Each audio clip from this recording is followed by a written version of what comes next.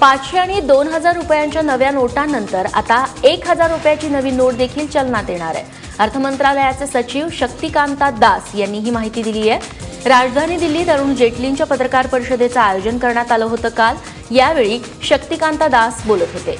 येत्या काही महिन्यात नव्या सुरक्षा मानकांसोबतच 1000 रुपयांची नवी नोट चलनात येणार आहे। या नोटेचं रंगरूप आणि आकार पहिल्या नोटेपेक्षा पूर्णतः वेगळा असणार आहे। या नव्या नोटा आर्थिक व्यवहारांना स्थैर्य देण्यासाठी बाजारात आणल्या जाणार असल्याची प्रतिक्रिया अरुण जेटलींनीही दिली आहे।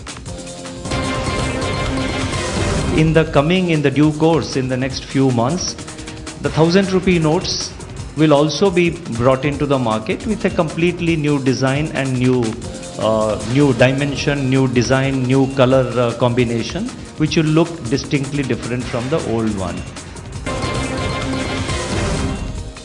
देश सोडून पळालेला उद्योगपती विजय माल्याला मुंबई सेशन्स कोर्टानं आता फरार घोषित केलंय।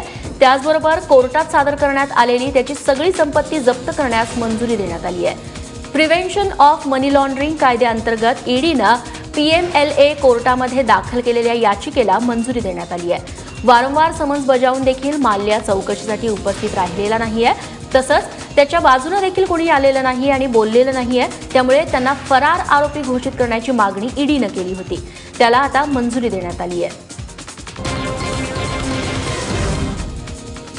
अमृतसरमधील गोल्डन टेम्पलमध्ये आता 500 आणि 1000च्या नोटा दान करण्यास मज्जाव करण्यात आलाय। गोल्डन टेम्पलमध्ये जवळपास दररोज 1 लाखांहून अधिक भाविक भेट देत असतात। त्यातील बरेचसे लोक रोख रक्कम दान करत असतात। मात्र आता 500 आणि 1000च्या नोटा दानपेटीत टाकण्यास मज्जाव केल्यानं अनेक भाविकांना याचा धक्का बसलाय।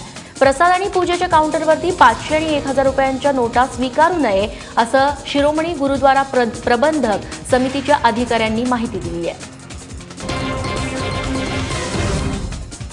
सतलज यमुना कालवा जोड प्रकल्पाचं काम सुरू ठेवण्याचे आदेश देऊन सर्वोच्च न्यायालयानं पंजाब सरकारला झटका दिलाय। हरियाणाशी पाणी करार तोडणारा पंजाब सरकारचा 2004 मधील पंजाब टर्मिनेशन ऑफ ॲग्रीमेंट कायदा असंवैधानिक असल्याचं सर्वोच्च न्यायालयानं म्हटलंय।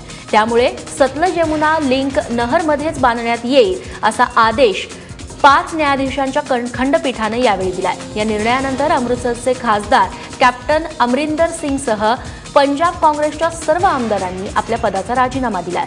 दरम्यान हरियाणाचे मुख्यमंत्री मनोहरलाल खट्टर यांनी या निर्णयाचं स्वागत केलंय।